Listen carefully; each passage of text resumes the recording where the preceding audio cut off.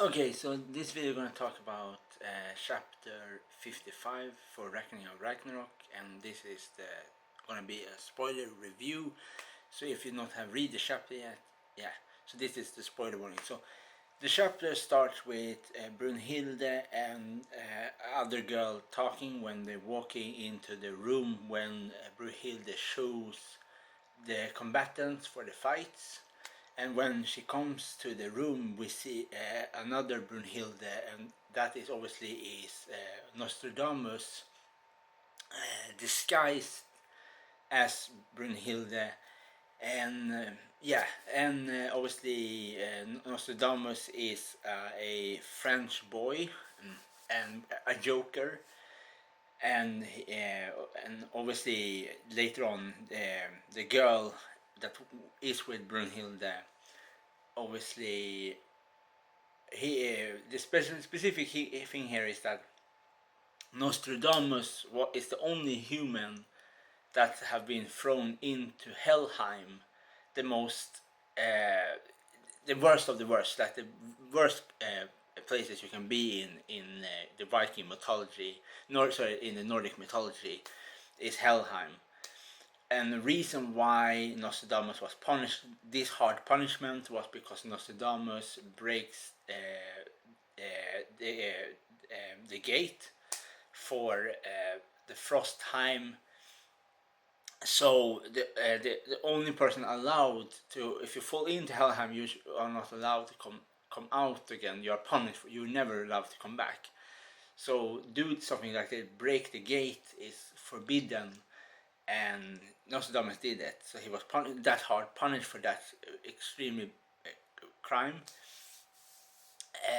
And obviously Brunhilde asked Nostradamus why you are here. Obviously Nostradamus answered, I'm here because I'm wondering if this is my time to fight. And obviously then Brunhilde said, no, it's not your time, because you are a joker. And here is the interesting thing. What I think here is a possibility is that Nostradamus' opponent, when he will fight, will be Loki, because because both of them are jokers.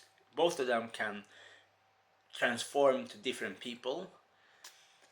So this is what I think is the final or the second round will be Loki or Nostradamus, Loki or Beelzebub. One of them will be the final guards, and the opponent to Loki, I think, will be Nostradamus. So Nostradamus will be the second finals or the final, and this kind of thing.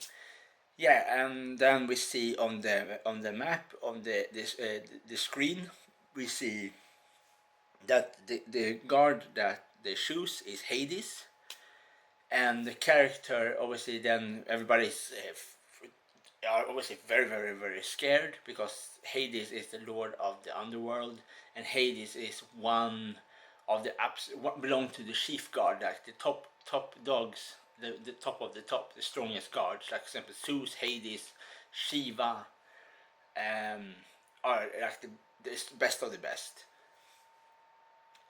So then obviously they don't. The girl asks Brunhilde who we're gonna choose, and obviously Brunhilde choose Shishwangdi. So Shishwangdi will fight for the humans against Hades that fights for the gods. And obviously, yeah, I think that a cool thing, because if you know the history, Shishwangdi obviously was the guy that created the first empire in China. He's the guy that fixed lots of things in China, like how the writing systems works in China, the coin system. Before Shishwangdi, there was different coins, sizes of different coins. Coins look in very different ways how they pay with things, but he created like the classical coin, how they look with the hole in the middle of the coin, the weight system, lots of things Shishwangdi did in China. Obviously, Shi Huangdi was a very, very, very cruel ruler, but he was really cruel. But he did lots of things that create, for example, the military system, with like for example different industry, how different factory for weaponry in China, for example, how in many of the weapons have the creator's name on the blade. So for example, if something happened to the blade, that person will be executed. So they know already the person that many always are the chief for the factory for the weapon. For example, with the dagger axe, with the long sword, with the spikes, the spears, the crossbows, the charioteers, the cavalry, and all of this kind of thing was Shi Huangdi's. He created different people that works with other people, and obviously the leader, the chief for that factory, his name was on the weapon. So if something goes wrong, that person that is the chief will be executed for the mistakes. Not so it were very everything was very organized, extremely organized when he rules in the Qin dynasty. The Shi dynasty, Qing dynasty. Sorry, and so from 225 BC, I think was up around to middle of 200, and obviously his dynasty was very short lived, but did lots of things, and then later on we come to the Han dynasty. Yeah, but okay. So Shi Huangdi will be the guy that fights for human against Hades. And obviously, we know from other things we're reckoning on Ragnarok. We know that obviously the Shi Huangdi's design are cool, but do not look like this in reality. No depiction of this kind of style existed in China at that time.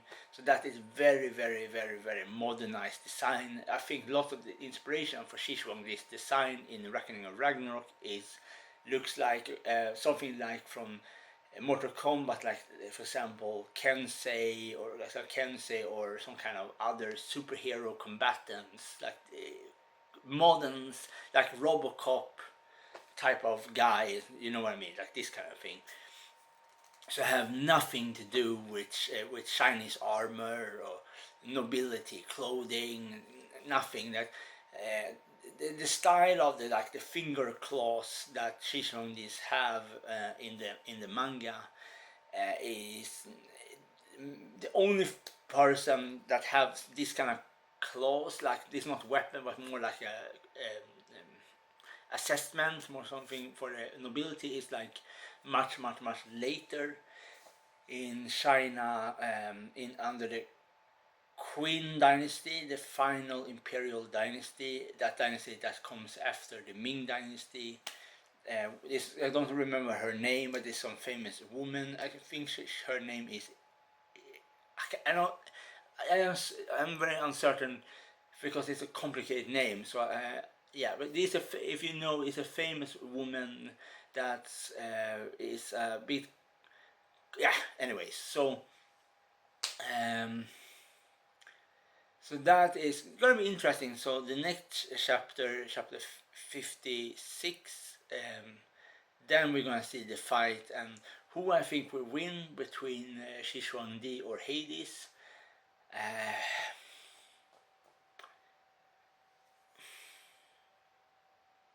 It's complicated because it's really hard to say. But I think for me, don't really matter who wins. If Hades wins, because Hades is really cool, but yeah, they are.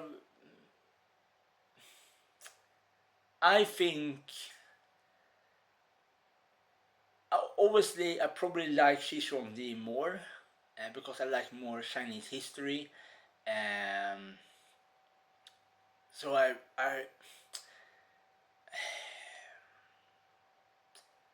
but I don't think the humans will be so lucky this time, because they was very lucky. For example, with Kensei when he defeat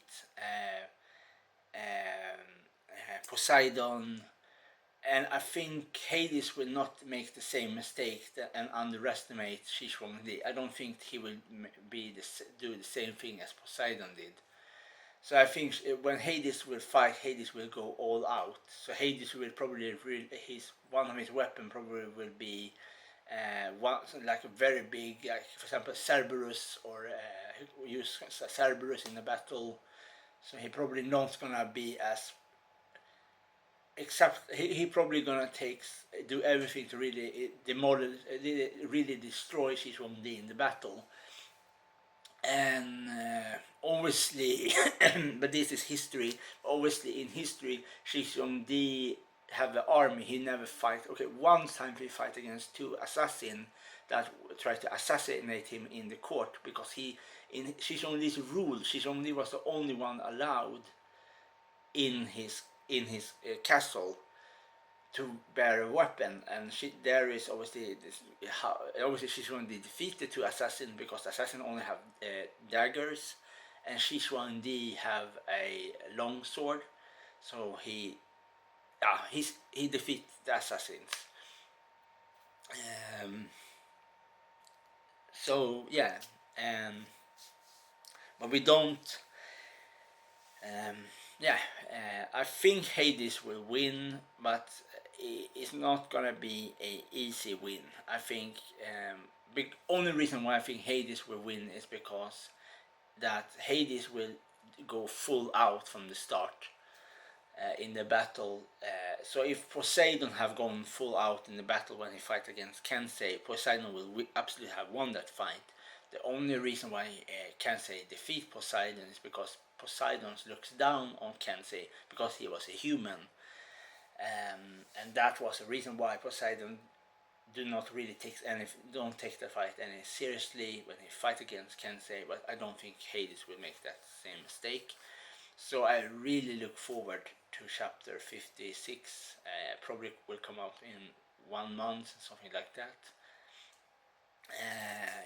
And this was my review for Reckoning on Ragnarok chapter 55, and this chapter was absolutely much more interesting than chapter 54, hands down. For me anyways, it was more interesting.